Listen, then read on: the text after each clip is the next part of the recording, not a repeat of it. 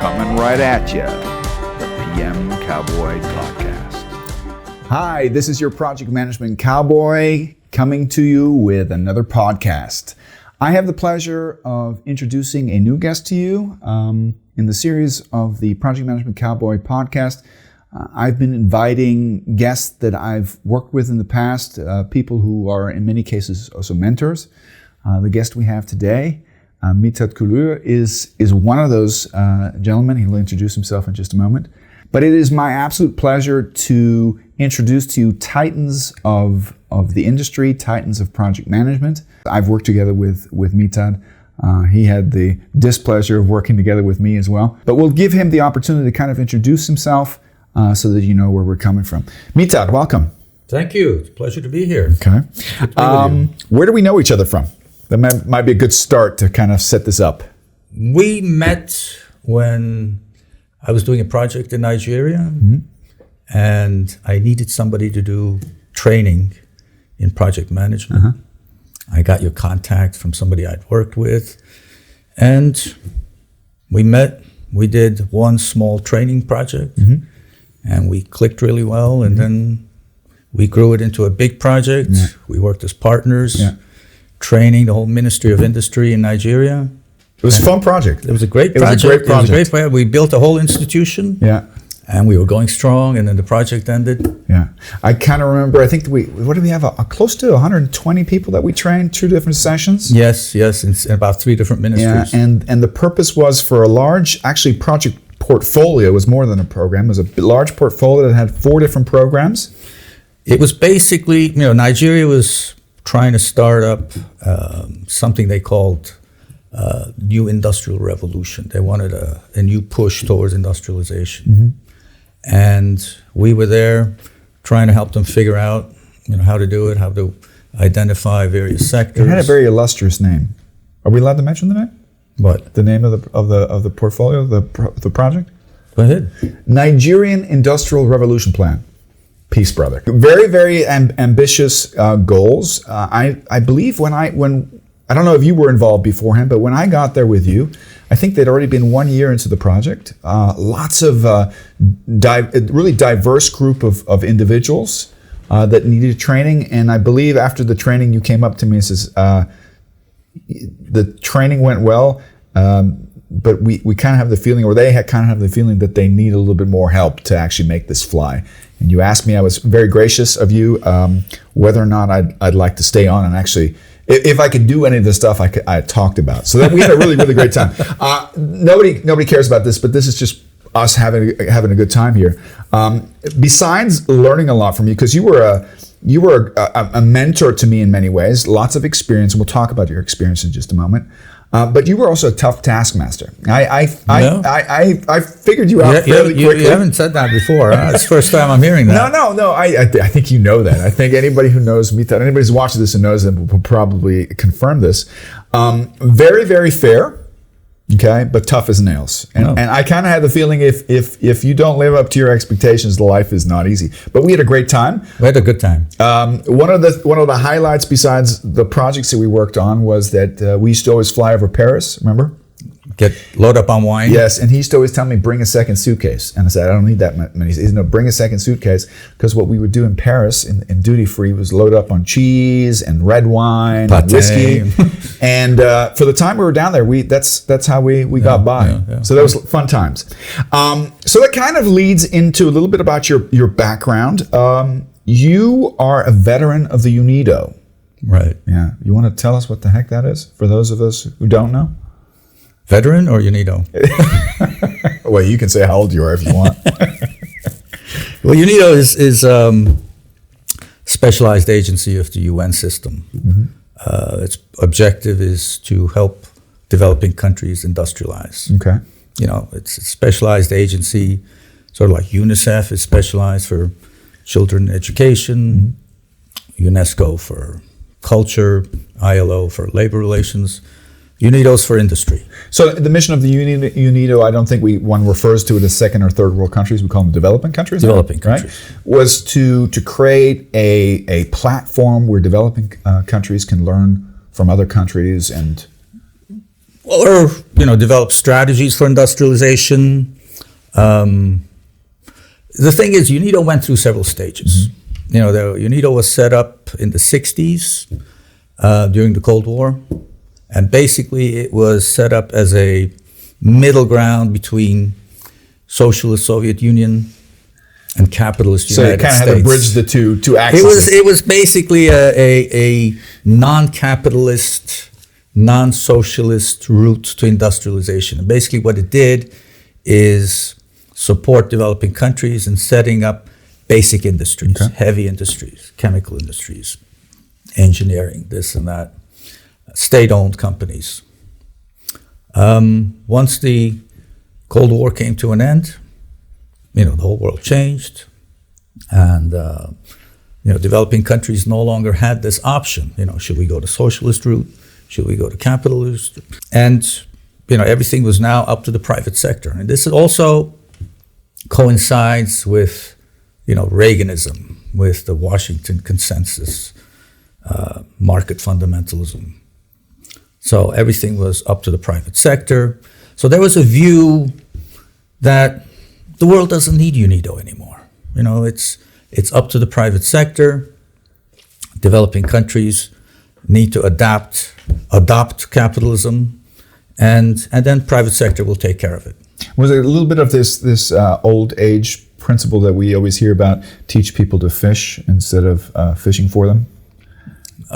Well, that's basically what UNIDO, UN agencies in general try to do, is build capacity, build institutional capacity, organizations to do things. How many years did you work for the UNIDO?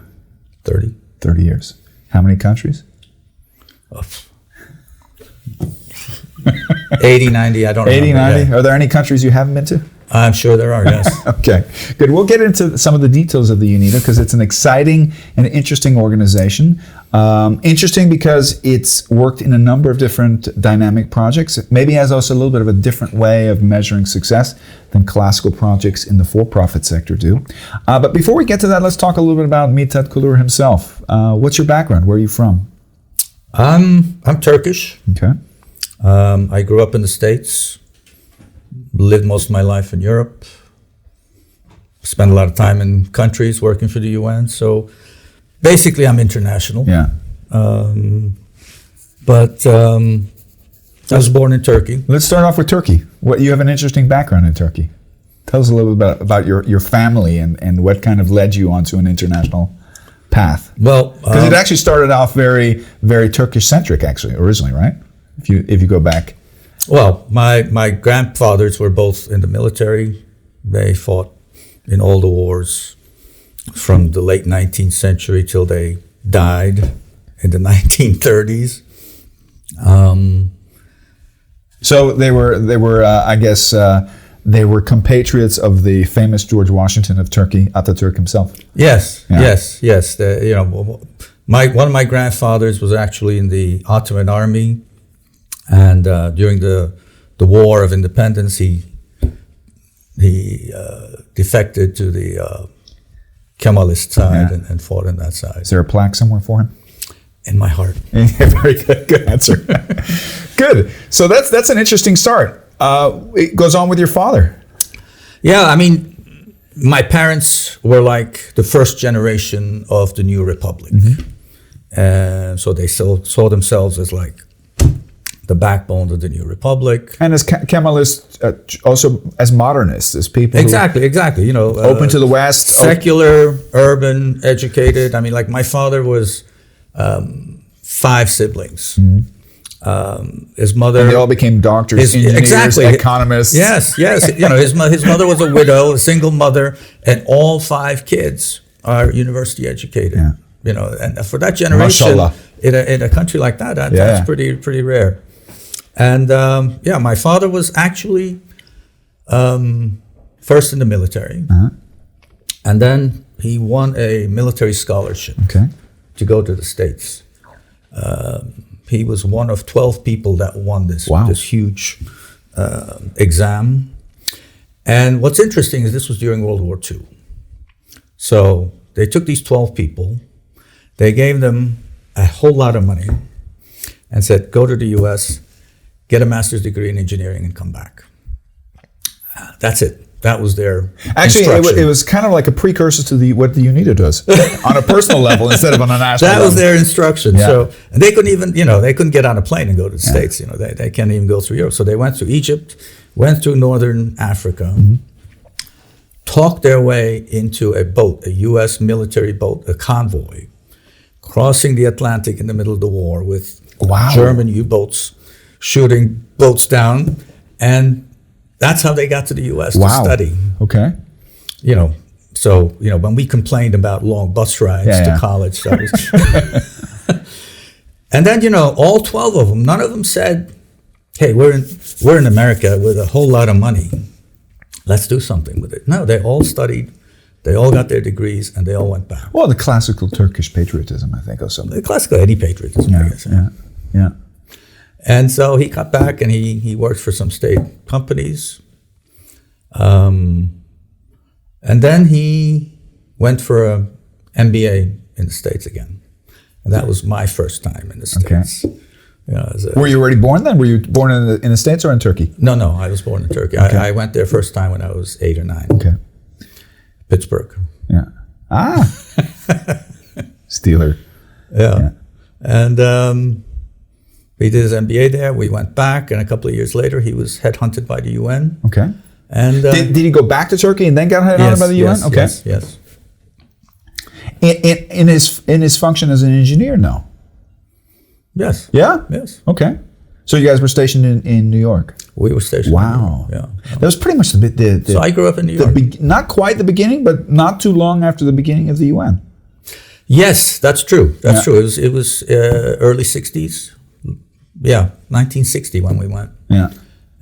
So the UN was formed in the late 40s. So it's only it was still building up. It was still, and I guess they were trying to staff the organization with educated people from countries other than Europe. They had to have diversity. Yeah. Otherwise, why call it the UN? So that's how he. Good. He got now, in. what part of the UN did your dad work for? Oh, he worked in various organizations, but he also had some kind of affiliation to the UNIDO. Yes. I mean, he was also working for. Now, this might sound like nepotism. It's not. But I have a vague memory that you said that your father was actually implemental, also one of the founders of UNIDO, right? He worked for a unit called CID, Center for Industrial Development. Okay. And it was this, which was a precursor to the UNIDO, or to the NDP, the organization that basically set up UNIDO as a separate entity from the UN system. I mean, this was a small unit, 5-6 people, and they designed this project to set up a new organization, floated the idea, countries supported it, and what was their declared mission approximately? To provide critical technical assistance to developing countries to build up basic infrastructure, industrial infrastructure, heavy industry, to push their industrialization. Okay. How long did he work for the UNIDO? He didn't work for UNIDO. No, he found it. He never worked for UNIDO. And once UNIDO was formed, he had by then moved to another unit within the UN system. So he stayed in New York. So did you spent pretty much after the age of 9, spent most of your childhood in the United States? In New York, yes. I stayed in New York. I went to a UN school, international school.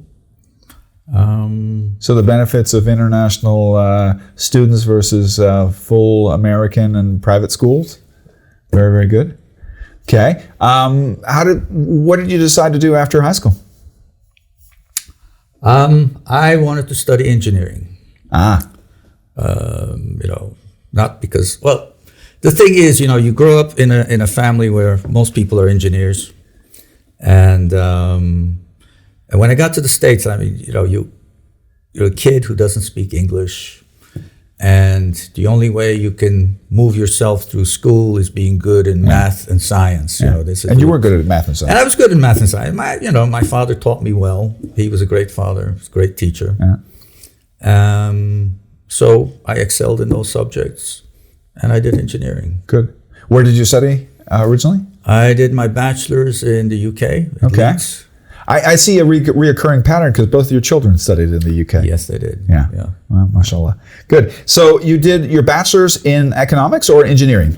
No, engineering. Okay. Mechanical engineering. But that wasn't enough because coming from the family you need to put a master's and a PhD on top of it, right? So what did you do next? Next, I was at Cornell. I did a master's in For Cornell. those of you who don't know, Cornell is an Ivy League school, probably one of the lesser known ones, but doesn't mean that they're any less than the other ones. In Ithaca, New York, kind of in the boondocks of... In the boondocks, but it has a great campus. Yeah. Which has to be because you're miles away from any civilization. This is really, if you've ever seen any of those dark and damp Edgar Allan Poe movies in the New England woods, that's kind of how the feeling is there. And it had when I was there, the highest rate of student suicides because there have these high gorges there. They're beautiful, very picturesque. It's actually similar to West Point, I think, in the feeling from the environment. Yeah. Although it's even, I think, more remote than West Point is. Okay. So what did you study there? Did you continue with engineering? Yes, I did. I did engineering, operations research. Okay. And then I did nothing for a while. Okay. Why? Because what era are we talking about? We're talking about a little bit about the 60s, right? Yeah. Well, by now it was the 70s. Yeah. But you got the good part of it, the tail end. Yes. I mean, I basically came of age in the late 60s. Okay. I'm a child of 1968, 69. So we have to drop some names here. So you got to listen to some of the real cool music. Absolutely. You got to see some of the cultural, because coming from a Turkish background, you were probably, I've lived in Turkey myself, I love the country, but you were probably more traditionalist, more I don't know, focused on traditional values, and now you were in the middle of the 60s. Did you take full benefit of the, I think what did you refer to, the SS and DR? Sex, drugs, and rock and roll. Yeah. Was that part of your further education? It still is. Very good answer. 60s was a really transformative time. Mm-hmm. There was a lot of things going on. Vietnam War, civil rights, anti-colonial struggles in various parts of the world, and I really got into that. Yeah. But that's where, like you say, stresses between me and my father started to appear because, he was a conservative traditionalist, and I was a raving socialist. Ooh. I grew out of that too. For many, tell me if this is true. I once heard that in Turkey, What did you hear? Okay. You can tell. There was an era, like in the 70s and 80s, you could tell what your political affiliation was by the shape of your mustache. Is that true? Yes. Yeah. If it's upwards, you're a fascist. Yeah. If it's downwards, you're a socialist. Yeah. Okay. Did you have a mustache back then? Oh. So that's interesting. But I have to. Pop culture wants to know. Did you get to see any of the great stuff that was going on in the 60s and 70s? Any concerts? I've went to a few. I was at a place called Woodstock. Woodstock. Nobody knows that. Nah. the first and the real one. Was it really such a mess? It was a mess. I don't remember the music at all. I only remember the mess. But you had lots of fun, I'm sure. Yeah. I mean, the music I watched afterwards in the movie. Yeah. Good. We won't ask why. Okay. Good. Any other highlights you want to mention for those of us who are of similar generation or who are fond of that generation? Maybe not now. Okay. Now, I think, is that true? When you lived in Cornell, you lived in a yurt off campus? That was what I meant by I did nothing for a while. Okay. After I think you were lumberjack. But with a master's degree. Like you said, Cornell's in the middle of nowhere, and a lot of people get their degrees at Cornell, and then they have nothing to do because there are no jobs or anything there. And the thing is, Cornell's a place where people stayed. They didn't finish and go back to this; they stayed. Because it's kind of a quaint little. It becomes family. It becomes like a cocoon you don't want to get out of, and. I worked for what's called Cornell Plantations, which is somewhere where, they take care of all the various areas of the Cornell campus. And I was in a group of 10 people digging ditches. Okay. And I was the Very least, socialist. I was the least qualified. I only had a master's degree. The other 9 all had PhDs, and we were digging ditches. Actually, I think a lot of PhDs would do good if they'd learn how to dig ditches. Actually, a lot of bachelor's and master's degrees would too.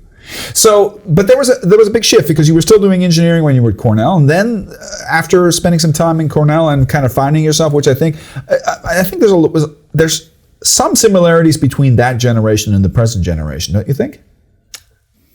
Yeah, but the present generation does it with a little bit more money. Yeah, that's true.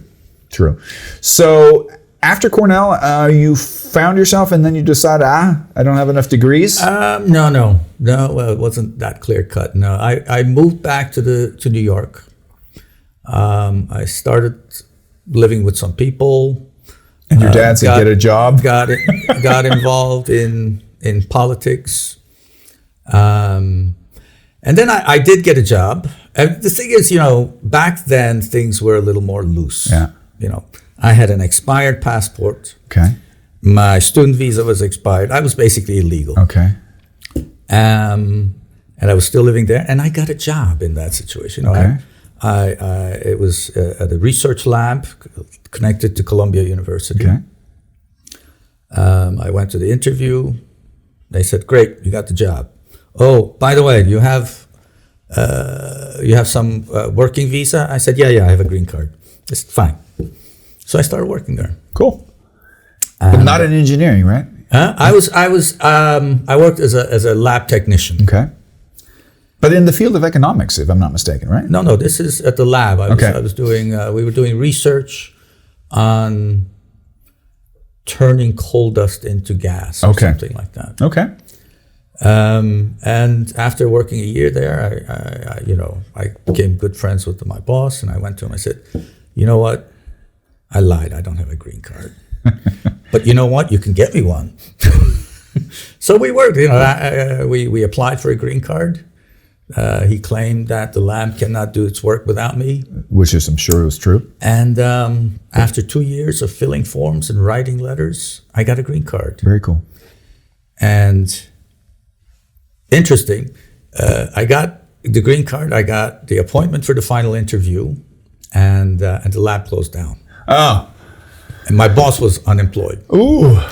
And we were supposed to go together to the interview. And I said, "Shit, it's over." And he said, "No, it's not." I said, "We'll go together." We went, and we pretended the lab was still open. He said, "Yes, he works for me." I said, "I work there." Do your kids know this? Do your kids? Because now they know. And the thing is, a year later, I got the job at UNIDO, and I returned the green card. Okay. I had to give it back. How did you get the job at UNIDO? What was there? Did you approach them? Did they approach you? No. I approached them. While I was working for this lab at Columbia, I decided, since I'm an employee of Columbia, I can take courses for free. Cool. So I started taking courses in industrial engineering, and eventually, when the lab closed down, I decided to do the PhD program there. Can we finally say the word economics now? Because I keep industrial I keep referring to this because he's actually a professor for economics at a private I don't have university. an economics degree. Well, that's fine too. I teach at universities as well. I don't have a degree in what I teach. I was doing my PhD in development economics and industrial engineering. And that's kind of what led you to UNIDO. That's what led me to UNIDO, because I was working on technology adaptation, because my thesis was on how to measure industrial efficiency. Ooh, which I think is something that actually went through your whole career, right? Yes. And I was trying to find alternative ways of measuring industrial efficiency. Okay. To the standard what was more important, way. the efficiency part or the industrial part? What was more important is what you attach value to when you're measuring something. How do you measure value? The standard value measurement is always dollars and cents. And And I was thinking, in a development context, you have to look at other things, at things that create value that are not easily measured in dollars and cents. It was a difficult task because, a lot of the modern things that we are so used to, CSR, triple bottom line, things like that, hadn't been devised yet. So I was in the dark. And for people doing PhDs, a note: don't try to create something new. Do your thesis as quickly as possible and get out and then change the world. Yeah, and don't give it a big bingo name, a new bingo. I remember I gave you some homework. We actually prepped for this podcast. We went through some questions, and one of my homeworks. And he's not following those questions. Yeah, that's fine. I didn't figure I would, but I did give you some homework. I don't know if you got around to it. I asked you because one of the things we're going to do in this course, where I'm going to use some of my language that we have from the international project management community. By the way, I'll say this up front: Mithat has worked on numerous projects, and he's probably one of the most profound project management cowboys I know. No. It's my podcast. I can rave about whoever I want. I gave you some homework, and the homework was because you're talking about learn what you need to learn, and then go out in the world, and then try to change it. Okay, now what every discipline tries to do, whether it be process management, change management, project management, economics, applied economics stuff, we try to create our own language. So because if you can't name things by their name, then it's hard to refer to them, right? Only problem is that some of this vocabulary goes totally over the heads of the actual hardcore practitioners. So one of the things we're going to be doing later on in the podcast is I'm going to be sharing some of our, excuse my language, bullshit bingo vocabulary we have in project management. And you're going to look at me and say, I don't have any clue what you're talking about. And then I'm going to translate it for you and you go, I know what you're talking about. This is what we called it and this is how we did it. So what I loved in my experience with you is a wealth of experience, real life experience, absolute pragmatism, but very, very astute also to once you translate the language can pick up on it. But the homework I gave you was in industrialization, the new bingo word is industrialization 4.0. Did you look it up? Look, that has nothing to do with industrialization of developing countries. That's basically dividing the industrial phase into four categories. The initial industrial revolution, where the steam engine, changed the world, and then electricity, and then computers, and now AI. Yeah. So incredibly relevant for a new industrial. It is relevant because each one of those did change the paradigm. Yeah. But a lot of the application of industrialization is still the same that it's always been, is it not? Well, it depends what you're talking about. If you're talking about industrialization in the context of developing countries, it is changing in a different way. Whereas before, what I mentioned before during the Cold War age, it was more a government-led, a state-led type of industrialization where the state would invest. It was in a industry. sponsor, it was the guide, it was the strategist, it created the mission.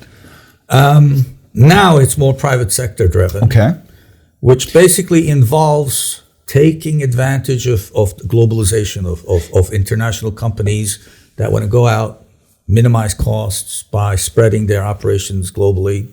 Are you basically saying it's because these global organizations are nations unto themselves and now can dictate industrialization on a global? No, that's not what I'm saying. No.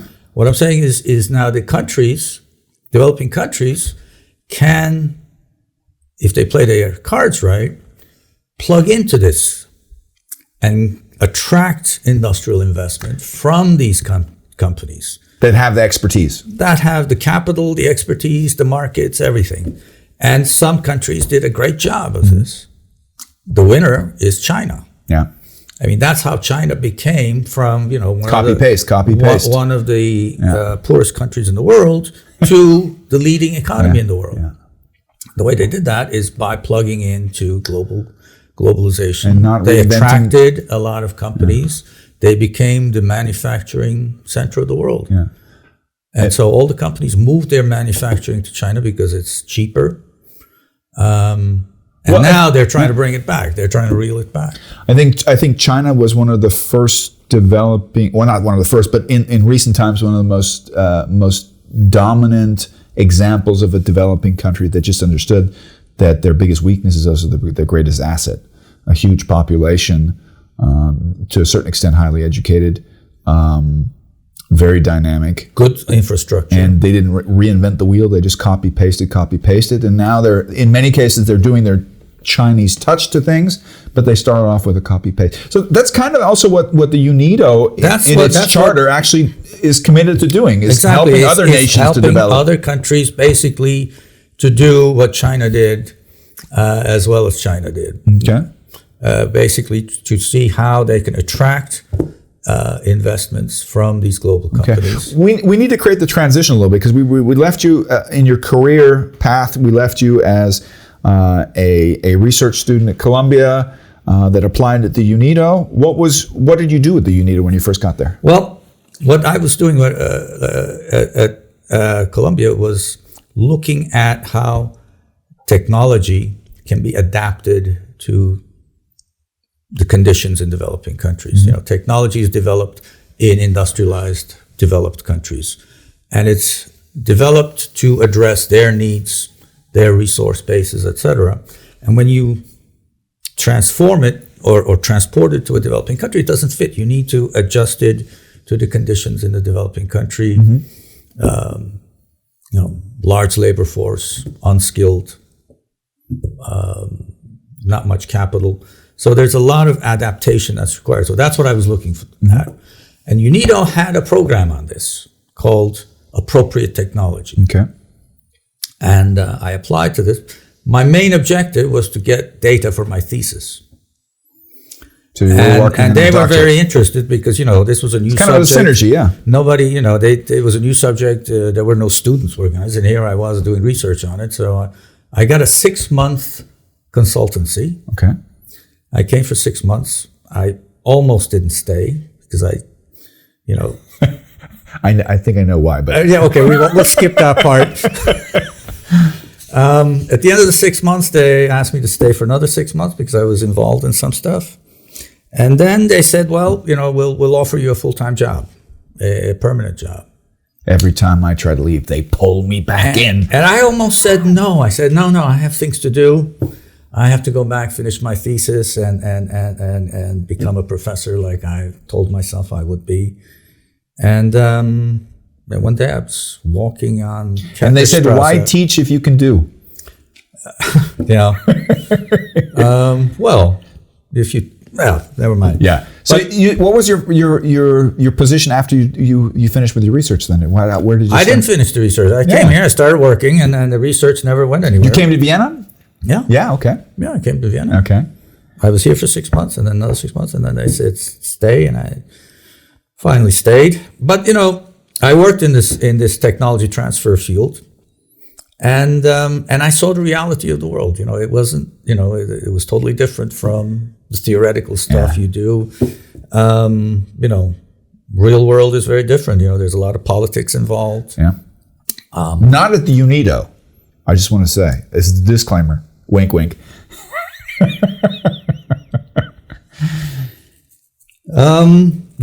So I started working on technology transfer projects. Did you actually start doing projects yourself? Yeah. Okay. I mean, basically what I was doing was, and this is in the 80s now, looking at companies in developing countries, profiling them, and then trying to find investment partners for them in the developing world. That's a lot of what the UNIDO does is kind of they have certain capabilities and competencies that they can transfer in the form of consulting, but they're actually a great facilitator. They have a whole pool. Basically that's basically what it is. It's facilitation, making use of networks, getting people together. So that's. And in the 80s, this was rare. Yeah. This was not, now everybody does it. Now it's the thing. But in the 80s, it was unique. It was unique. Mm. And it was not even seen as a good thing. It was like, because coming out of the 60s and 70s, this investment promotion still had a tune of neocolonialism. Yeah.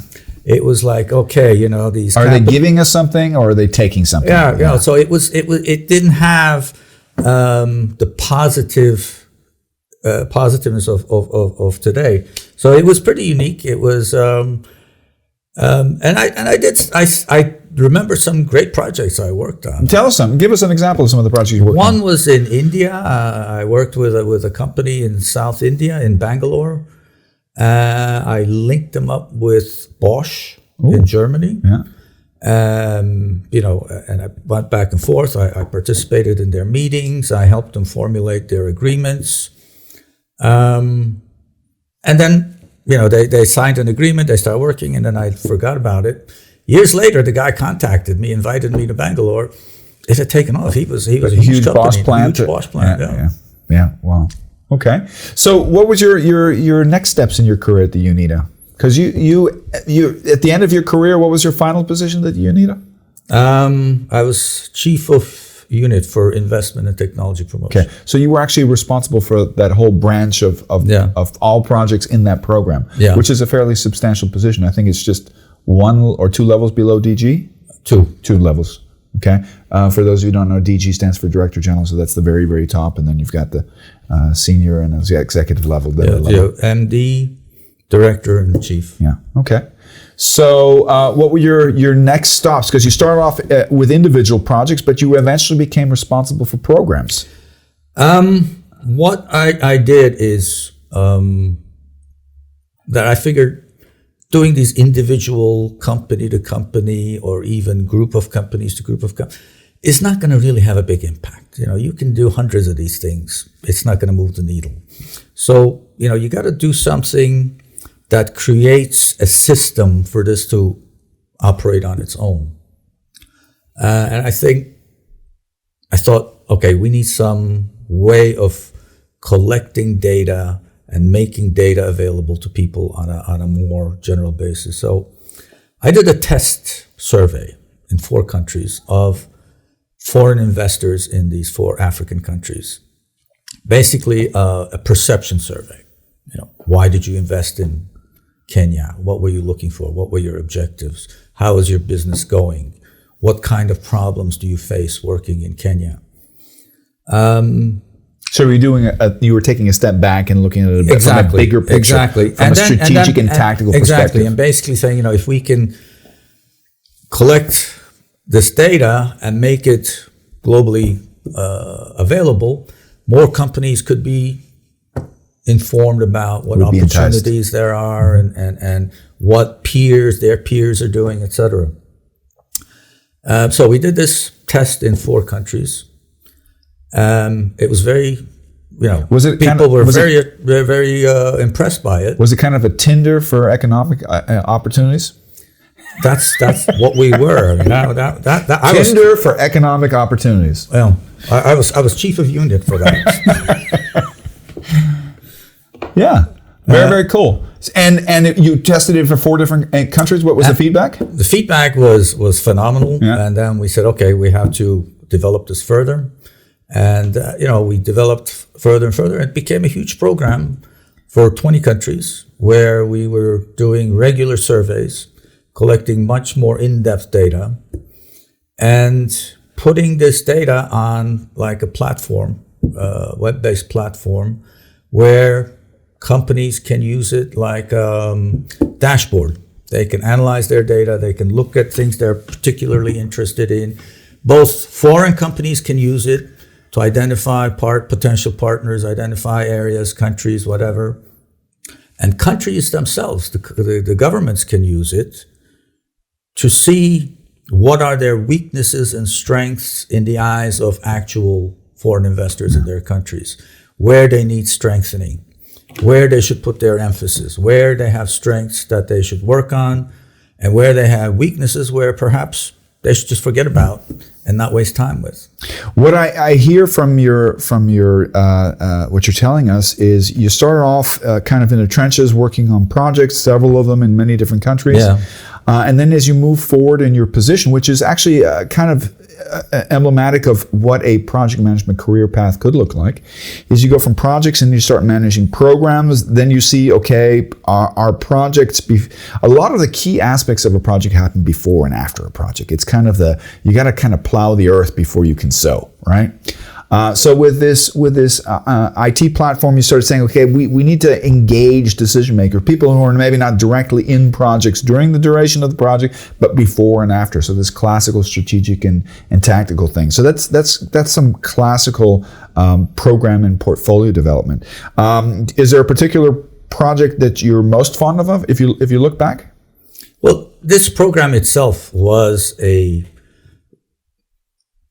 effort that involves several projects, because the way you get projects funded in UNIDO, you can't just put together a $50 million program and get it funded for $50 million. You work on small parts of it, and in implementing it, you link all these small parts and make a program out of it. So we had a $50 million program which was funded by maybe 6 different sources. Okay. Let's talk about funding a little bit. When we're talking about the size of your project, what types of budgets are we usually talking about? Oh, you can have in UNIDO a small project of $20,000, $30,000. Really, that small? Yeah. Okay. Most of those types of projects are what we call preparatory projects. The idea is to do a small thing where... They're actually work packages that might lead to a bigger project. Okay. Or a small project where a country requested a specific action from UNIDO, and you do it for $34,000. Okay. But you have big programs, several $1 million. So we talked about this beforehand. The definition of a program, for those of you who don't know, is a group of projects or work packages that deal with different aspects, but as a uniform mass, if they're managed together and coordinated on a program level, create a higher synergy. So like you kind of mentioned, it's kind of domino stones. I'm tipping one domino stone and that's its own thing, but it'll definitely have ramifications on follow-up domino stones as well. So programs are in the several millions? Mm-hmm. Yeah. Okay. What's the largest sum that we're talking about? 10, 20, 30. Okay, good. Is there anything larger than that at the UNIDO? No. I mean, the total project portfolio in UNIDO is probably around 200 million. Okay, but that's still a substantial amount of money. Yeah, UNIDO is a small organization. So you're more like a specialty, you're more like, if I always love to use the word, kind of like a special forces, a niche special forces, a niche consultancy firm for that kind of stuff. It doesn't mean that your activities won't lead to larger projects, but that's the idea. I mean, our objective is sort of to create something that maybe other more bigger, powerful players can step into. And I do want to mention this because, like I said, I did through your blessing have the opportunity to have a little bit of an insight into UNIDO. When we're talking about projects only costing maybe a couple $100,000, that's the cost of the personnel that's from UNIDO side. It doesn't include, if you remember with our project in Nigeria, if you were to calculate the cost of project also for Nigeria, the 150 people that were involved there, you'll automatically come to much, much larger sums, but you're calculating as far as what you're liable or accountable for. Okay, let's talk about how does the UNIDO select its projects, and is there some kind of governing body is there a selection process? Is there a stage gate model, to use a little bit of bingo language here? Stage gate is distinct milestones that you have to achieve along the way between initiation and planning before you decide, do we really want to commit to this project or not? How does anybody at the UNIDO define or propose a project, and what is the approval process at the UNIDO? Formally, the way to design a project is you have to get a request from a developing country, and you design a project to respond to that request. So it's always initiated by a country? Formally. So there might be a lot of preliminary work. It might be one of your guys' idea, but you kind of have to... A lot of times you write the request. Yeah. But okay. The thing is, UNIDO is in a position where, on the one hand, officially developing countries are our clients. We serve them, and we respond to their requests. But all our funding comes from developed countries. Yeah. So we have to also respond to what they're looking for, because once we what is it? What they're looking for? What's their different countries have different political influence, economic benefits, all of the above, access to cheap resources, or different things. Different things. Also different for different countries.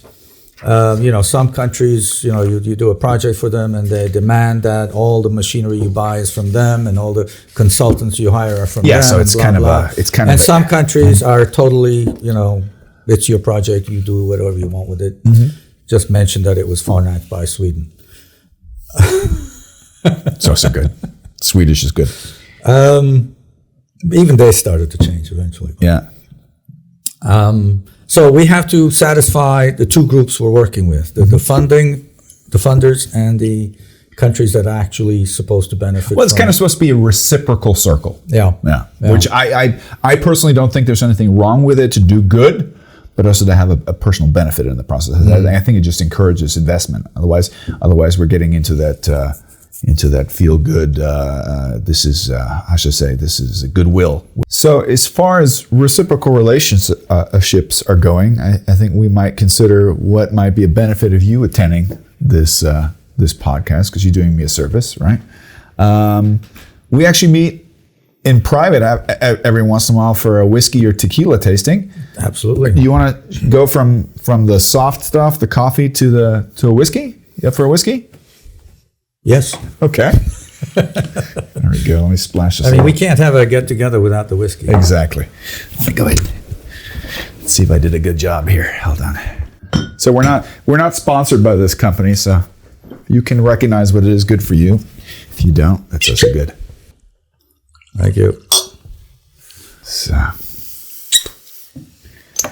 don't know if this whiskey's that good that we needs a splash of water, but let's go for it. There we go. Good.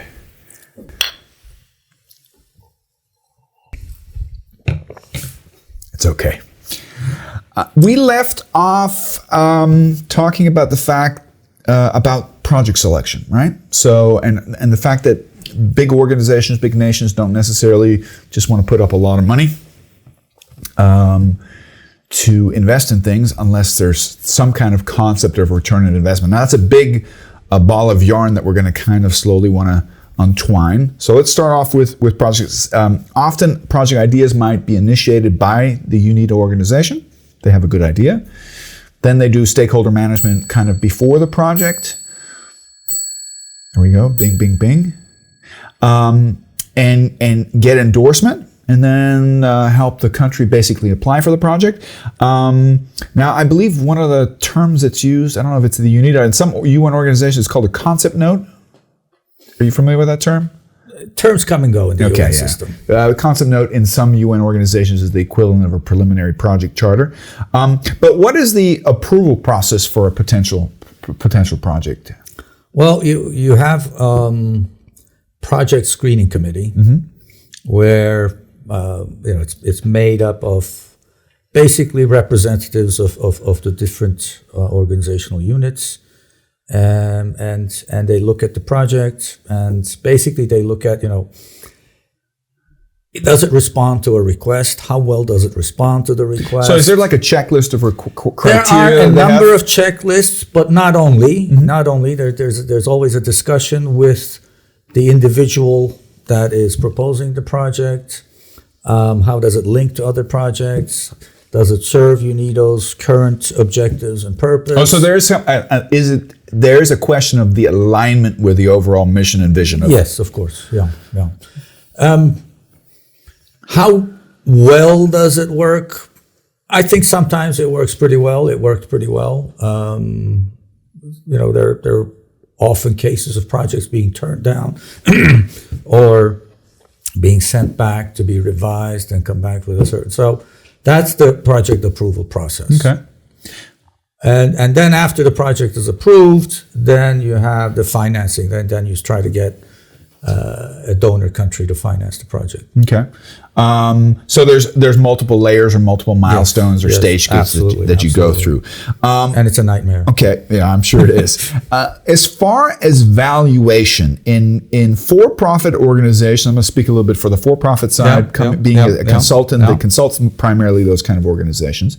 It was refreshing and interesting for me to see that there's still the project and program and portfolio spirit at the UNIDO, but there's a total different way of looking at the valuation and evaluation of projects at the UNIDO, because you guys don't necessarily measure the validity or viability of your projects based on return of investment. Now, you mentioned beforehand triple bottom line, stuff like that. What does the UNIDO do to apply an evaluation at the beginning of the project, and how does it market its output? That's a word we need to take a look at, right? Towards the end, because donor nations want to know what they're spending money on, right? There's a lot of money that's being spent by UN organizations, and somewhere along the line, even if you're a non-profit organization, you have to kind of stand up to them. Absolutely, yeah. So we had a system of evaluating projects, and all project officers are trained in this. And we had a very good training unit that put us through several stages of understanding the system, because it's crucial that we all work on the same basis. And the idea here is that when UNIDO does a project, it achieves a certain output of that project. And that output are concrete things, measurable things, and the project officer or implementing person of the project is responsible for achieving those outputs, and it's in his domain to achieve those outputs. These outputs can be things like number of people trained in something. So some distinct measurable deliverable concrete, or set of deliverables that are achieved by the end of the project. Right, and the project has inputs. Inputs are funding that goes to various categories. Outputs, tasks, various processes, travel, procedures, consultants, meetings, etc. And the output. So one of the things they look at is how efficiently, how well have the inputs been converted into outputs. But that's the mechanical part. That's the easy part. The real issue is, have those outputs resulted in something that is what is actually desired? What is desired is not the outputs. What is desired is, what will those outputs achieve in terms of what their effect will be? What will be the outcome? So if we were to say the output is the immediate deliverable, then the next word we're going to take a look at, and there's variables to this vocabulary, would be the outcome or the benefit, would be midterm. Some of you might be familiar and be fans of something called OKR, which stands for Objectives and Key Results. This is a formalistic approach that addresses exactly this issue. The UN has its own vocabulary, but I find it very profound, and I think it shows from an advanced understanding that projects are often a means to an end. We don't want to just focus on the means. Okay, how many people are trained? But we need to think, what do those people do? Yeah, what are we going to do with them, right? I think one of the examples I think we recall from Nigeria, we weren't involved in that project, but I think maybe you might have been, was that I think there was a fairly large project that helped create training institutions, multiple training buildings within Nigeria, all throughout the state, okay? And there was an education program provide vocational work, electrical work, welding work, basic carpentry, stuff like that. So the output would be the buildings and the training program. And the trained people. Yes, and the number of trained people per year. But the outcome should be a larger workforce, that's capable of holding down jobs, more activity, more productivity, stuff like that. Okay, so those are two of the most important words. There's a third word which comes in at the UN, which is very fashionable and used almost inflationary right now. It's the word impact. Mm-hmm. What the heck is that? Well, for example, if your output is strengthening the capabilities of an institution, this institution can be a private sector institution like a chamber of commerce, or a specific industry unit, or a government organization. For example, I worked mostly with institutions called investment promotion agencies. These are the government institutions that are responsible for attracting foreign investors and making sure that they get established and are effective. So my output would be making this institution a better institution, training their people, giving them data and information, giving them means to do their work, giving them access to UNIDO's networks, etc. But what's important is, so what do these institutions do with all that good stuff that we give them? Have they increased the investment flows into the country? Have they conducted activities in that effort, and how much investment have they actually mobilized? And then the impact is, what effect has that investment had on the economy of the country? Has that investment actually been beneficial? Has that investment created a sufficient amount of jobs? Has it allowed a certain industrial sector to develop? Has it increased exports? Has it had an income on the income level of the country? So that would be the... So if we're looking at these three different terminologies, output, outcome, and impact, it's time bound. An output would be, I don't know, to use a simple example, buying groceries and cooking a meal. An outcome would be that you feed mouths and that you still hunger. And an impact would be higher health, and any number of other benefits that are derived from having a healthy diet, right? Now, what I love about this, and this is why I want to kind of I want to get on my soapbox for just a moment. As a consultant for project management, one of the biggest challenges we face in project management is this concept that a project has a beginning and an end. Mm-hmm. That's a formal part of the dogma's definition of what a project is. And I always often say that's a great definition, but it handicaps us, because and you've indirectly said this in a number of different examples. Some of the most important things that happen before a project, and actually, in the sense of return of investment, although we're hesitant to use that terminology in nonprofit organizations, is the benefit that comes thereafter. And that is, you can't achieve, you have full control over an output, right? But you don't have 100% control over an outcome if you just finish the project and then throw your hands in the air and say, we're done. Well, that's where the project design is important, mm-hmm. because you have to actually design the project from impact back to the outputs, not from outputs forward. Mm-hmm. And so when you're designing a project, you're looking at what impact you want to achieve, what outcomes you want to achieve, and then you say, okay, these are the outputs I need to produce mm-hmm. to start this chain reaction. And what I love about the UN is they say, well, we're not going to focus on the classical financial management thing. They came up with their own model. I think it's from the UN, right? The SDGs, yeah. Sustainable Development Goals. You're familiar with them. I've only printed them out so that we can show you these are them. We'll kind of put them on the screenshot. The UN, and I think this is brilliant. I think it's brilliant from a humanistic, but also from an economic perspective, because what the UN said, listen, not just the UNIDO, if you look at the UN as a whole, okay, with humanistic missions all over in many different facets, spends hundreds of millions, if not trillions of dollars every year in projects. And one of the thing that all these organizations did is ask themselves, what value do we create? Even if we're not interested, we're not talking about return of investment or net present value or that kind of stuff. But what are we trying to generate? What are these benefits and impacts? And what they did is they came up with 17 points, just to mention a few of them.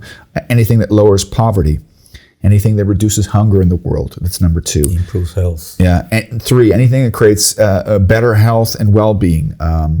Quality education, accessibility of education for a broader spectrum of the population. Gender equality, very mainstream nowadays, but not just in developed countries, but also in non-developed countries. Clean water and sanitation in the sense of sustainability. That's why it's called Sustainability Development Goals. Affordable clean energy, decent work and economic growth, and so forth and so forth. We'll throw it on the screen. Now, I love these. Now, anybody who's an executive or senior management with a for-profit company could look at this and say, that's cute. What does it have to do with us? And that was kind of my jaded perspective of how I thought some executives would act. And I'm actually surprised because there's a number of large global organizations that bought into this hook, line, and sinker. Okay? I think Coca-Cola is one of them. I don't want to make advertisement for them, but I think off the top of my head. And there's a number of other different organizations that, in cooperation with their corporate social responsibility division or staff position, have said, you know what, we have a social responsibility as well. And if we're going to measure what social value do we provide besides making money and making our shareholders happy, a lot of these organizations use this in their CSR program to evaluate additionally the value of their project. So they evaluate their projects. What's the immediate return of investment? What financial benefit? They say, what strategic benefit? Do we create efficiency, effectivity, economies of scale, or some of the classic things? And this is kind of a third facet, which I think is beautiful. I think it's great that the UN developed this for their project, but I also think it's interesting in the for-profit. I don't think a lot of for-profit companies fully understand how to apply it, but they're at least open to it. What was your experience with the SDGs? Is this something that you saw and felt was very actively used in measuring impact, or was that before your? Before I get to that, let me comment on something you said before about private companies using this. It doesn't actually come from the companies. It's very important it's the consumers of that company's products or services.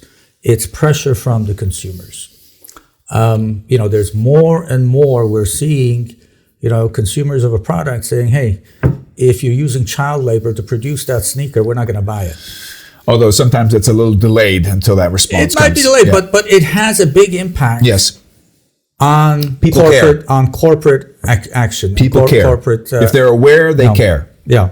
And once the corporates are aware that their consumers watch these things and act upon them, that's what changes their activity. It's not that they're saying, these are cute, I think we'll do something about it. So this is the tail that's wagging the dog. Absolutely. Good. More power to the consumer. Now in the UN, we were just talking about what's the process of project approval. One of the questions that is, which of these SDGs does this project contribute to, and how does it contribute to that SDG? Which makes it a great selection process. Yeah. Because the more, some people say, hey, you know what, valuable things shouldn't be quantified, but why not quantify, even if it's nominal, even if it's an approximation of a number? So would you say that this was a huge value add to your selection process? What it does is it brings together the approach. So it allows everybody to be able to say, okay, I'm doing this, and this is my map, and here's where I have to be effective. Mm-hmm. So it harmonizes the activities of the organization. One thing that I was made aware, I don't know if this was after your time or also during your time, was I think a mandate came out from all UN organizations now have to go through an impact evaluation, so that every project that is brought into the pipeline has to be evaluated at the beginning and in the middle of the project. Or no, not at the beginning, I'm sorry. During the middle of the project and at the end of the project, whether or not it fulfills certain impact criteria. And there's a whole large consulting community that thrives off measuring that and stuff like that. Interesting enough, one of the things that I asked when I saw, well, why don't you evaluate the impact while you're doing initiation planning?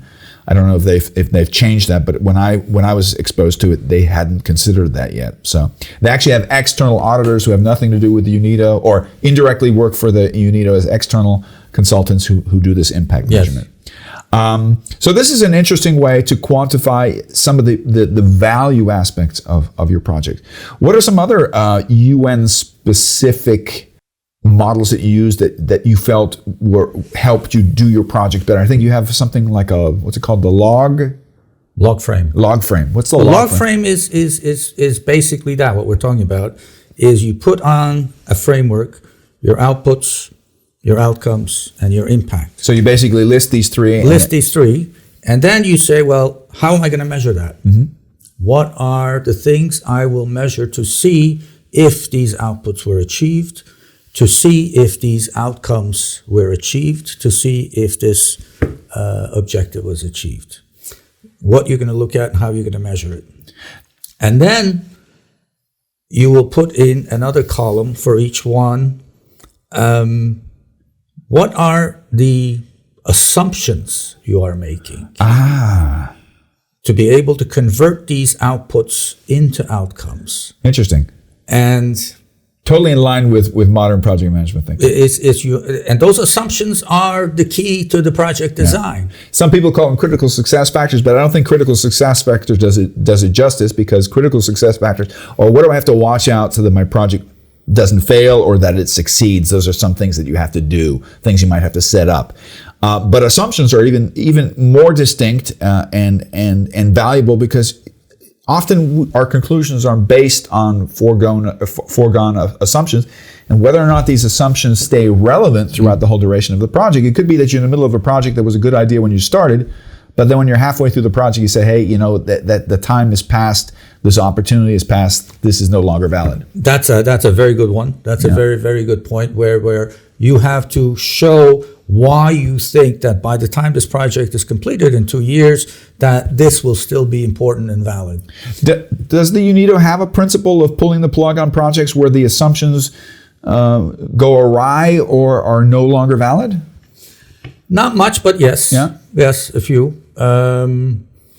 Usually you don't find out that things went wrong till after, because you have to complete the outputs before you can determine whether those outputs are going to lead to the outcomes.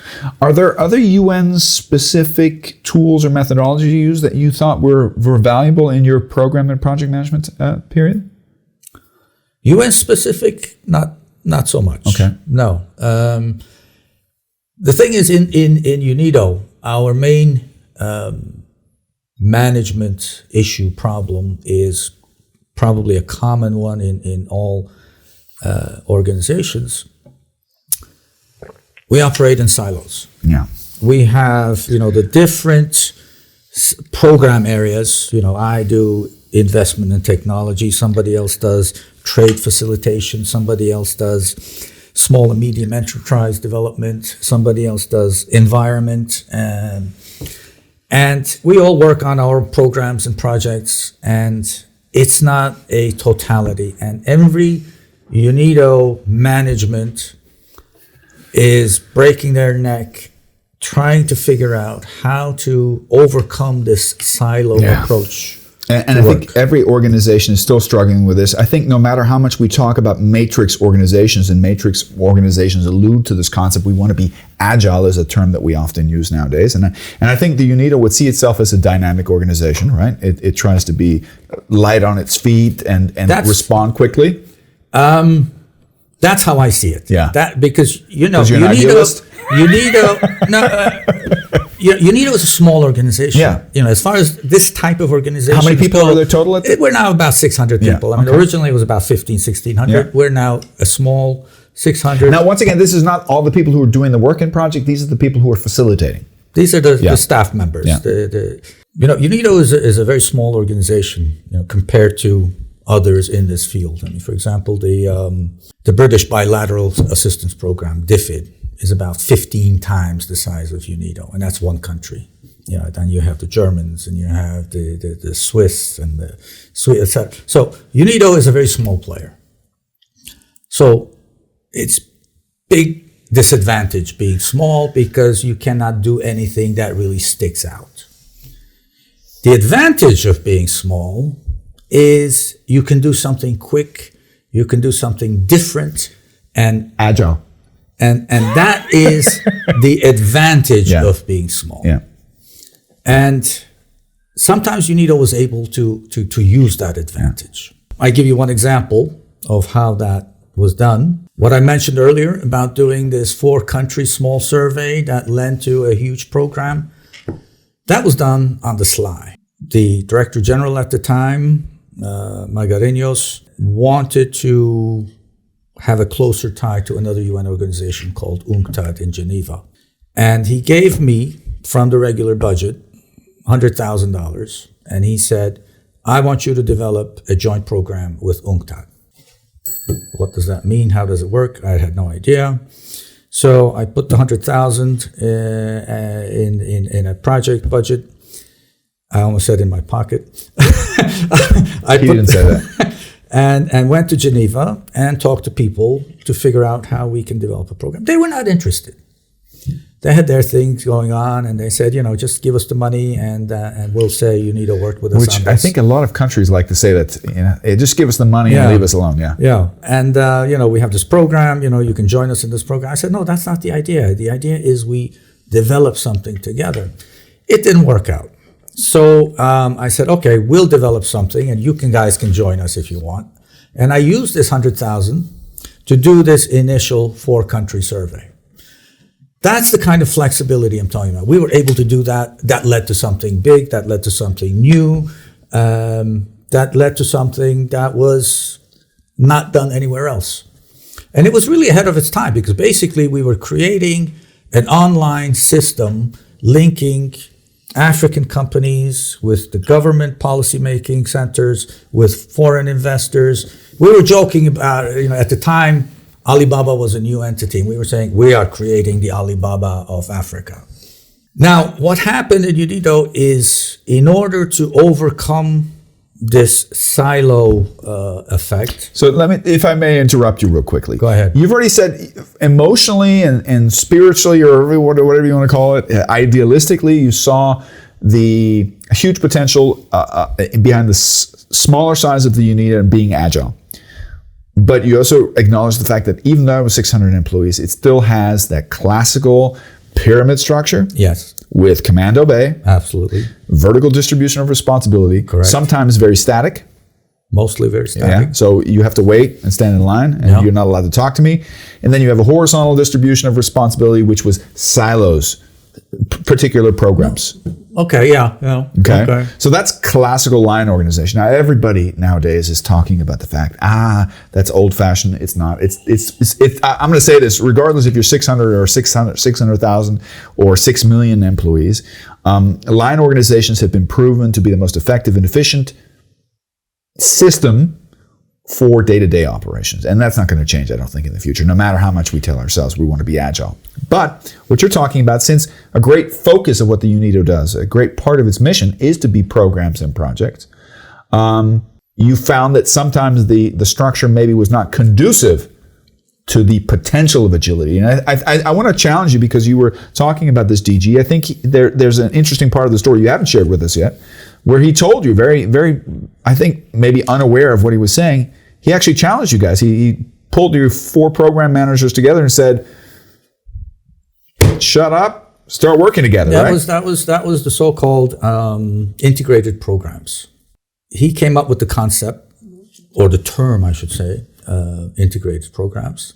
He was new. He had just come, and we're like, who is this guy? What's he saying? Probably read it in a book or saw it in a seminar from Harvard Business School or something like that. And he said, we're going to do integrated programs. And then he pulled together 12 people from different parts of the organization and said, okay, you guys are going to do an integrated program, and the first country is Tanzania, and you're going next week. And we're like, what? Fait accompli. I have meetings next week. Get on the plane. So we were all on the plane on Monday, going to Tanzania, scratching our heads, thinking, what the hell? What the hell? Yeah. And we went there. We spent about 3 weeks in Tanzania. We met all different organizations, government organizations, private organizations, meeting people, listening to their story, and eventually we started building up an integrated project. You know, we were even integrating them because we would talk to organizations that never talked to each other in Tanzania. It's like the key political cog in your system pulled out that bottleneck and said, work together. And it was confusing and befuddling at the beginning. Absolutely. But you understood it because you guys are smart guys. We understood it and we worked hard at it. We liked the idea. Within the shortest period of time, because you thought it was endorsed from way up top, you said, we can do this. True, yes. We can do this. Exactly, yes. Okay. And then we went and we worked our butts off. I mean, we worked at nights. We went to people's rooms. Fun. We worked, we worked till night. And then we put together a truly integrated program. It was a great program. We were all proud of it. We came back to UNIDO. So it was action to the lip service. Yeah. Okay. I don't know what that means. That means that often there's lip service. I want you to work integrated. I want you to work agile. But as soon as you are integrated or are agile, everybody freaks out because it violates the status quo. That's what happened because we came back. We presented what we had done. But you didn't present to him. We presented to the guy he had appointed as the person in charge of integrated programs. Yeah. And we presented it to him and we're like, this is going to be great. And he looks at it and he goes, but I don't see the individual program areas in there. We said, well, yeah, that's the point. The whole point was not to see the silos. That's what we did. He said, no, I can't have that because I need to know how much I'm going to allocate to each program, how much staffing. I cannot organize myself without knowing. We said, but that means we have to disintegrate. He said, I don't know what it means, but go back and rewrite the project document so I can see the different silos. Mithat, I don't know if you know how valuable it is what you're saying, but so many organizations go this same pattern. Okay? Everybody's talking about Agile, but nobody knows what the consequences of Agile is. A lot of executives don't maybe delve into the details of what it means. If it's a mandate, it comes from way up top. Your next levels will adapt to it because they've always wanted to try it out. I think people are always open for change. But I think it often fails on very banal type topics like, I don't know what account to book this to. Exactly. Our financial system is based on silos. Yes, right. And who's responsible for what resource and responsibility, and that's where it becomes difficult. That's an interesting story. And then, so we went and disintegrated. The next integrated program was to Ethiopia. Yeah. I was on that group too. We went to Ethiopia, we did all our meetings, and then everybody went to their rooms, wrote their particular part, we stapled them all together, and we handed them over, and here's your integrated program. You're going to make me get on a soapbox. Next week, I'm going to be in Dubai for an important conference, and I'm supposed to do a master seminar and a keynote speech, and my master seminar is supposed to be on change, regular change management and the difficulties of it.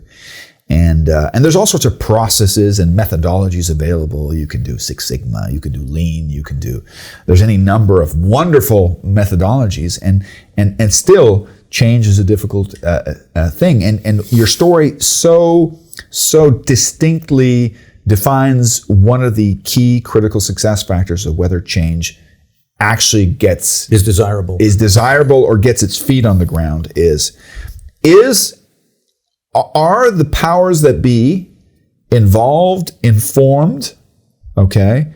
And are they paying lip service or it, because it needs the whole organization to be able to dance. If it's just one level that's doing, and I think a lot of you out there who do project management and program management are doing good jobs, but you're kind of a subversive culture within the line organization that's doing the best it can. I heard a quote from Deming, the godfather of quality management, who said, I think the quote goes somewhat to this effect, a bad system will always trump the intentions of a good individual. Okay? So you can understand the value of integration, But if it's not supported from up above, or at least let off the leash. The system. If it's not let off the leash, Yeah. it will only have so much validity. Wow. Another specific aspect of UNIDO, which is we have all this log frame, the logical framework, the evaluation system, what good you're going to do, your outcomes, blah, blah. But at the end of the day, everybody is evaluated on one thing. Which is? How much money you spent. Ooh. It's called the PAD syndrome. Tell us what the PAD syndrome is. I don't even remember what PAD stood for. Project something document. It doesn't matter. The PAD syndrome is this. You get a project. Your project is approved. You have a budget. And you have an implementation plan that says you're going to do this, this, and this in the course of the year. And you're going to spend this much money. And all the projects together, you have the program. So you have a plan of how much you're going to implement in the course of the year. At the beginning of the year, we all talk about all the good things we're going to do, all the SDGs we're going to address, and all the outcomes we're going to work for. We come to the end of the year. Did you spend all your budget or not? It's not, were you able to achieve your outputs? That's secondary or with tertiary. Fewer incomes? Were you more efficient than you? No. Did you spend all the money that was given to you? Because if you didn't, we're not going to give you that much next year. Yeah, you did. You failed. You failed. You failed. Even if you did the greatest job since the beginning of time. Exactly. I think I once shared this story with you. There's a very prominent global organization that I had the privilege of doing some work with, and I had this discussion with them. Their headquarters is on a prominent lake in Switzerland. I'll say no more. And I had not with a board member, but with a senior manager. I had this discussion. The senior manager was telling me, you know what? We have an evaluation process, and they use the term cost of capital, which means the main organization functions as a bank to all the subsidiaries worldwide. So if the German subsidiary wants money for projects, they have to apply for it, and there's an application process, just like if you're going to a bank. And headquarters is the bank.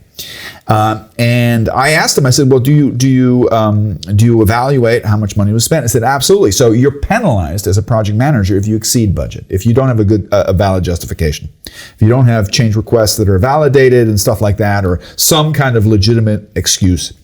But what I thought was totally interesting is they also punished their project managers for underspending. Mm-hmm. And I said, what did you just say? He goes, we penalize our project managers for underspending. I say, are you nuts? Because what's the consequence if you get penalized for underspending? You throw it away. You take the money and you burn it in the oven. Okay. You get close to the end. Now, just to be fair, because I empathize with senior managers who have to evaluate. He explained it to me from their perspective. He said, "Listen, he gave me a number. I forget what it was. A huge number, something like it's 100 million euros annually that this organization, and they're responsible to their shareholders at the end of the year what their spending was. They said we have about 100 million that's designated for projects, but is either not used or underused." Mm-hmm. And we're liable because they expect interest on that. It's opportunity cost. And I said, I understand, but quite honestly, that 100 million should be on the profit side. Yeah. Because if you have that kind of punitive system where I'm going to punish you for overperforming, being more efficient, being more efficient because you came up with a shortcut, the consequence is that people are going to burn money. What would you rather have? 100 million that you didn't spend? Okay? Or 100 million that somebody throws out the window just so they don't get penalized? This is a huge, huge topic that I think still requires a whole bunch of awareness on a corporate and on an NGO basis. Yeah.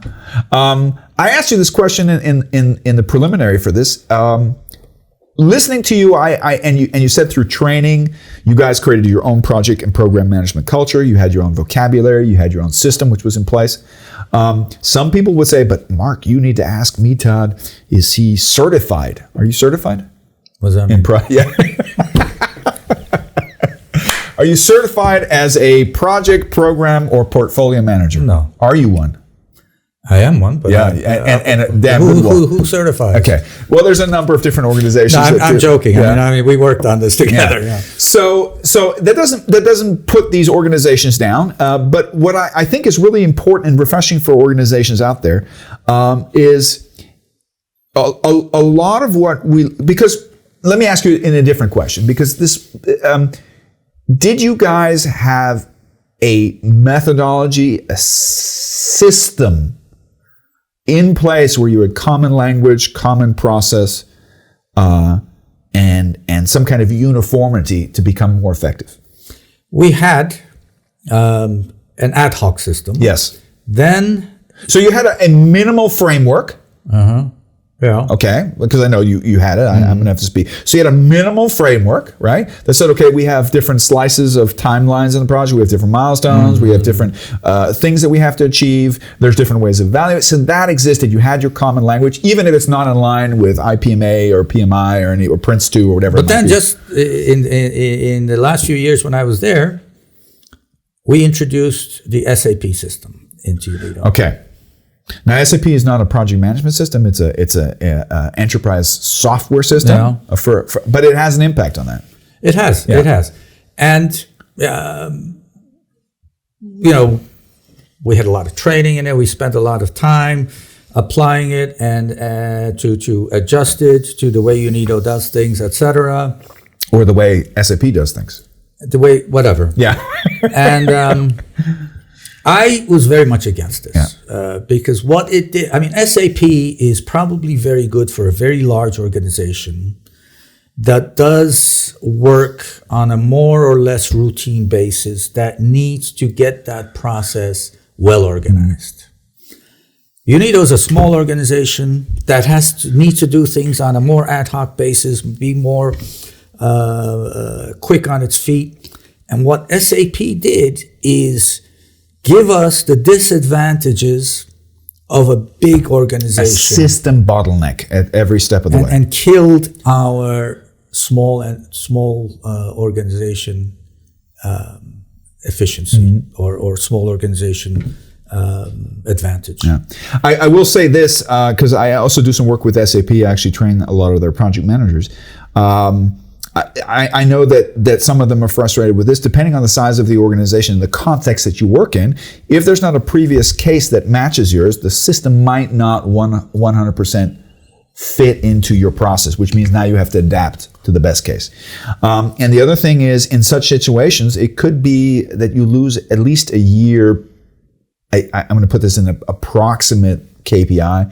A year of productivity is the general term, until everybody's up to speed, understands it. Probably happened to it. Maybe it's not a year, at least half a year. Yeah, definitely. So and that's just because the to create uniformity really requires you to sit down and look at all of your processes and ask yourself, what are my inputs, what are my tools, what are my outputs, and stuff like that. And I think one of the beauties of the UNIDO has been, although there is a certain systematic uniform approach to doing project and program management, I think one of the beauties is that a lot of projects and program managers were left to their own devices on how they managed, right?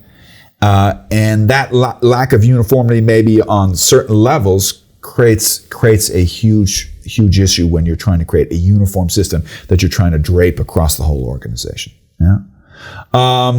You're in retirement now. UNIDO is in the past. Yes. Are you happy?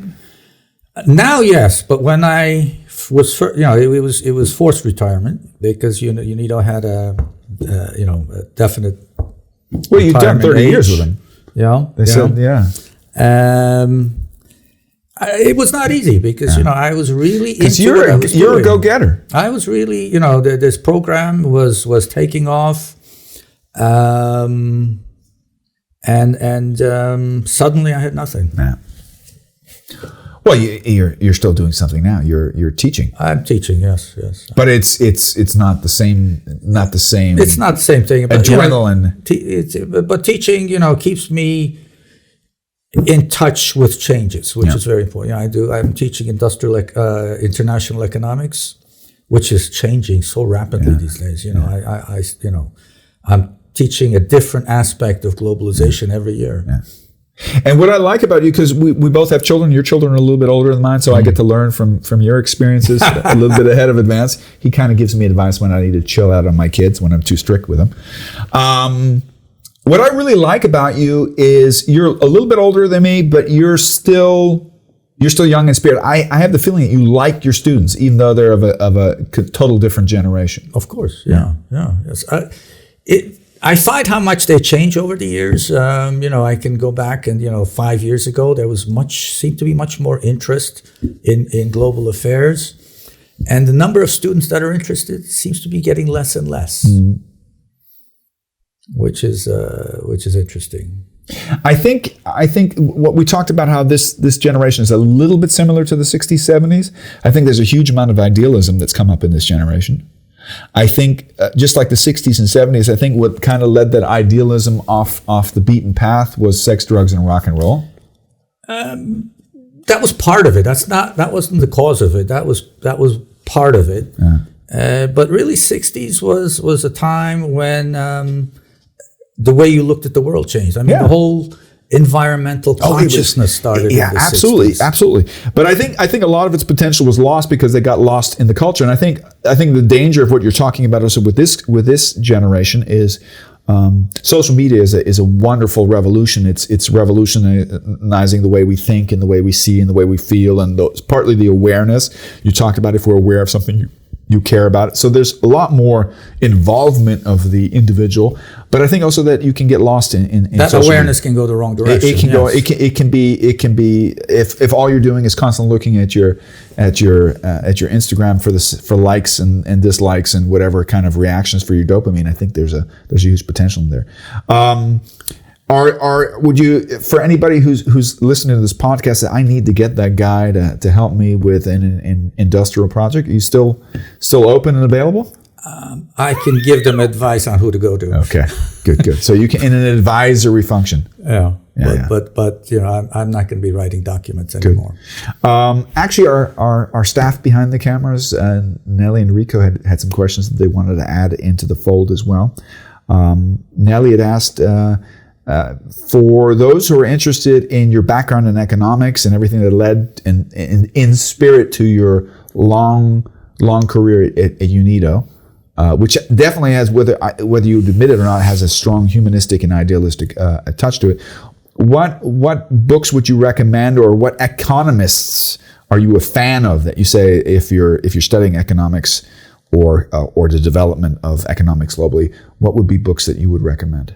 A few people that I follow closely. Joseph Stiglitz. Okay. Oh, so you are a Stiglitz fan. Who's still got a little bit of a social touch to him, I think. Not like Ayn Rand, who's like far right, but Stiglitz is interesting. Yeah. He's very interesting. He's a Nobel Prize winning economist that worked with the World Bank, and he draws attention to how capitalism has a tendency to lead to the growth of the income gap. And it's kind of got a centrifugal exactly feudal touch to it, where all the money is distributed to a few. And what is needed for capitalism to save itself? Balance itself. To save itself, because if it goes like this, it's gonna we're gonna go back to feudalism. Yeah. Another is Darren Acemoglu. Okay, Turk. Yes, a Turk.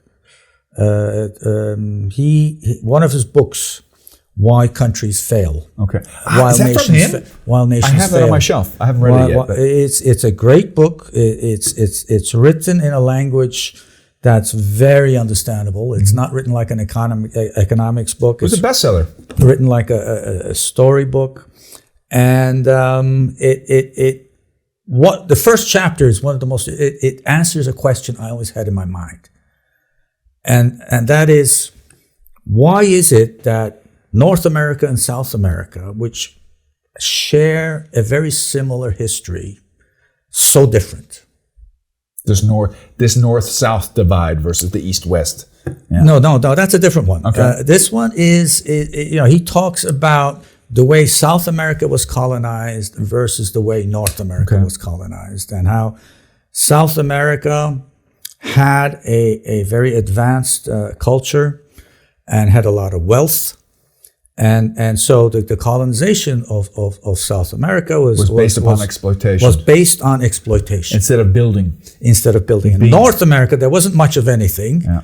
And once the original colonizers wiped out the population, natives, then they had to fight for their life. They had to create things. And that is where... Interesting. That is the basis of why North America is the center of the world, and South America is well, we won't use the word. But based on that example, then he goes to draw on what are the characteristics of countries that are having trouble developing? Mm-hmm. What is the sort of things holding them back, and how it is tied to their history of colonization. Another author I follow is Branko Milanovic. Mm-hmm. He wrote a book called Capitalism Alone, which is a book I recommend strongly. Basically, he talks about how after the fall of the Soviet Union and socialism, basically, capitalism was the only game in town. And becoming the only game in town made it unchecked. Just like anything that has no competition, it splinters. Mm. And capitalism is splitting. And he looks at two types of capitalism: Chinese capitalism versus Western capitalism. I hope there's something in between. Because neither are... Chinese capitalism is top-down capitalism, where you have a socialist government with a capitalist economy, and how having the certainty of an authoritarian system can help capitalism develop. Mm. But to what extent can it develop? Yeah. I mean, how will the limiting of creativity that can be caused by authoritarianism limit to how much capitalism can innovate and renew itself? Another one is Danny Roderick. He is somebody who writes a lot of articles, books, etc. on globalization. What are the things that are important about globalization? What are the elements that have made it go too far? What are the things that nations can learn without globalization? How can nations contribute to globalization by experimenting in different ways? I mean, one of the examples he gives, recent examples, is the pandemic. Pandemic hit. How did globalization deal with it? Awfully. Yeah. Nations were on their own. Everybody tried something else. And it was the different, the experimenting with different approaches of how to deal with it that we're learning something. There were some really bad results. There were some pretty good results. And how can we learn from that? And that's the sort of thing he talks about. Very, very good. We had some other questions that were posted. One question I would ask is, if you look back on your 30 years of experience, passionate experience at the UNIDO, is the UNIDO still relevant today? Definitely. Yeah? Absolutely, yes. And it is changing itself. It's having to redefine itself also. Constantly. Yeah. It has to, because it's a changing world. The paradigms change, and UNIDO's approach and its ability to maintain its significance in the world, it has to change. Mm-hmm. It's becoming much more environmentally oriented. There's much more activities in terms of climate change and how UNIDO can assist developing countries become more conscious and to maybe create an industrialization that's more sustainable. Absolutely, to gear their development in that. Because look, the fact is, if every country in the world was as developed as Western Europe or the United States, consumed as much as the populations of those countries, consumed energy and product, we'd be dead in 10 years. There would be no way the Earth's resources would be enough to sustain current world the efficiency population of production or the efficiency of energy to be able to. So we want the developing countries to develop, but we also know that if they develop the same way, to the same level of developed countries today, we're screwed. So the development has to take a different approach. A different pace, maybe. A different approach, not necessarily pace, but a different approach, because if they become another Western Europe or United States, that's not going to work. Yeah. So both developing countries have to adjust, but of course, developed countries themselves, which is the harder part, have to adjust, because you have to now tell the developed country populations, you have to consume a little less. You have to learn how to consume more consciously.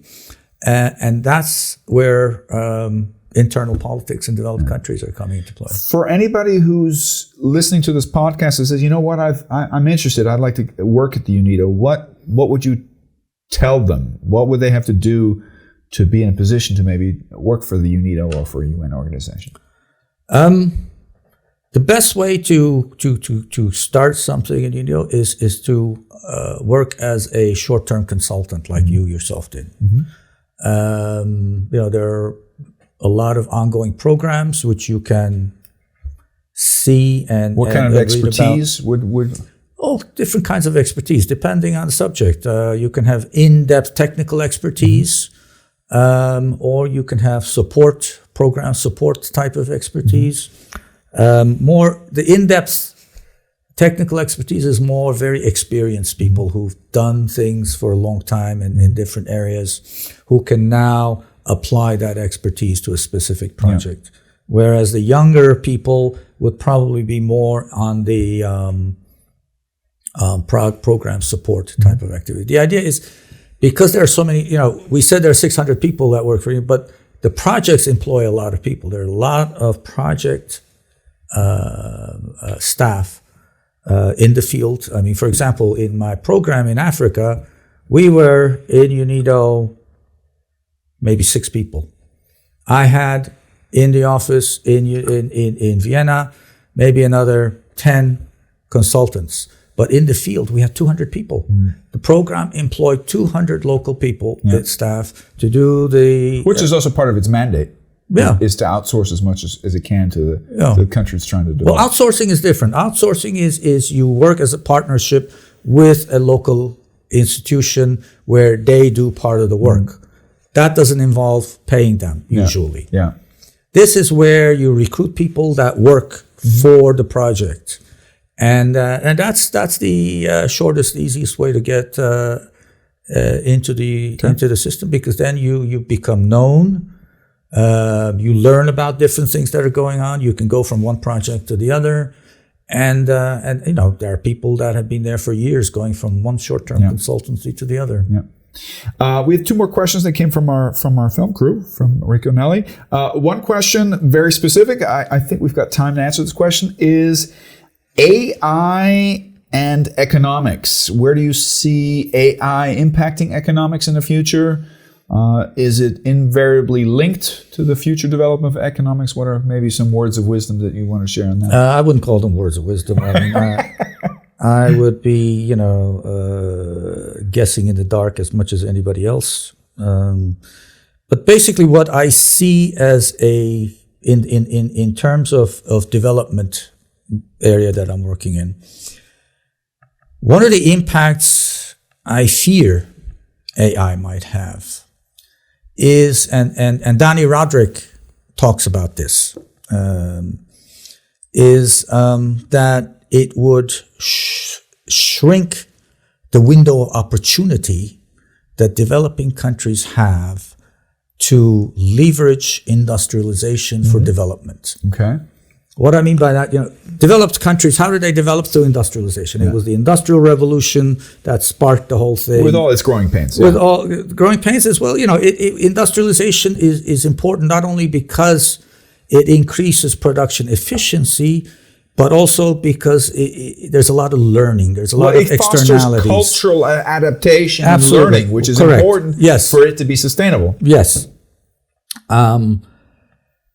Now, what AI is doing is it's making that benefit that countries had from industrialization less and less, because more and more is being done without people. Yeah. So the whole, if you need half a century of industrialization to develop, you may not have that anymore. Developing countries may not have that anymore because AI is making it more difficult to use industrialization as a learning process. I mean, one of the examples I give in my class about how important industrialization can be is Bangladesh. Bangladesh is one of the poorest countries in the world. And in the early 70s, a South Korean company that was exporting to the US ready-made garments.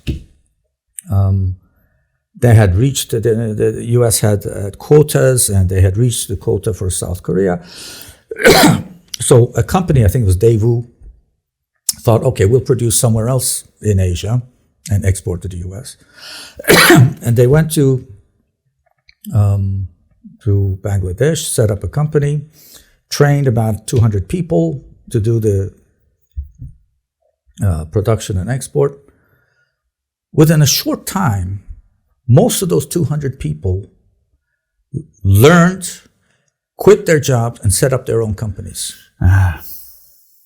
In a very short time, there was an explosion of private companies in Bangladesh making ready-made garments for export to Europe and the US.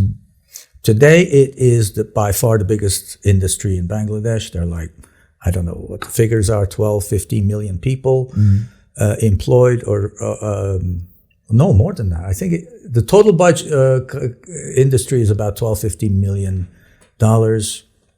A large portion of the working population is employed in that area. So that's the kind of impact industrialization can have. Through learning, you have explosive growth. Well, you create acceleration and in societal development. And that potential is what may get lost through AI. Yeah. I mean, my personal opinion what AI is concerned is the assumption behind AI is that we are intelligent. I doubt that human beings are always intelligent. Where would AI get its intelligence from? From a faulty system. I think what AI will, in some cases, do accelerate stupidity. That's my fear. I don't know if that's well-founded. The social aspects of AI is all over the place. I'm not even going to attempt to comment on those aspects of it. Yeah. Last question we had from our film crew was, what is Mithat about right now? What are your big passions? I know teaching is one of your big passions. It is because it allows me to really pay attention to what's going on. If I didn't have that, I may be a little more lax. Yeah. But because I have to really comment on what's going on, and I have to give these young people an understanding of what I really need to keep on top of it. I really need to be on the cutting edge, and that drives me. That when I see something, I go, okay, that's interesting. Let me follow that up. I hear something, and that's they challenge you. They challenge me, and then it keeps me alert, and that's important. Do you do any mentorship of your students? Any what? Any mentorship? I do occasionally supervise theses. Yes, I'm doing one right now. Because you also have got two very, very young, not so young, but young adults as children as well. Yes. Two Timur and Aileen, two people that you can definitely be proud of. You get to do a little bit of passive mentorship there. Well, it's interesting. I was talking about how I became an engineer because everybody in my family were engineers, and my daughter was like, I'm not going to follow that route. I am not going to go through a paternalistic setup here. But she was good in science and math, even though she was really into literature. She thought, okay, I need to do STEM because I can always go the other way. But if I go from there, I can't come. So she wanted to do something, and she said, I'm not going to do engineering. So she did chemistry. Okay. Halfway through her degree, she called me and said, it's all your fault. I said, what's my fault? That I didn't do engineering. I should have done engineering. I think she's great. She did. And her master's, she did environmental engineering. Very, very good. And you've got a son as well who yes. did study engineering. And He followed Papa's. without questioning, he became a mechanical engineer. He's a great engineer. They both work in the Although environment he's a areas. social Goliath. I've rarely met an engineer, even if young or old, that is as gregarious and as outgoing as him. I foresee a bright future for both kids. Well, he's working for a startup right now. Yeah. And, the startup is going through a lot of pains because of the economic situation globally. And I told him, I said, I think you're going to run the company pretty soon. Yeah. I hope that's a good perspective there. Mithat, I want to say from the bottom of my heart, thank you for taking this time. It's been a pleasure. It's been a pleasure knowing you for so long, having worked together with you, been able to share thoughts now and also in the future. I hope everybody that's paid attention to this podcast got some information and that's valuable to you. And we'll definitely stay in touch. Absolutely. Okay? Here's to good health. Here's to good health. Cher effet.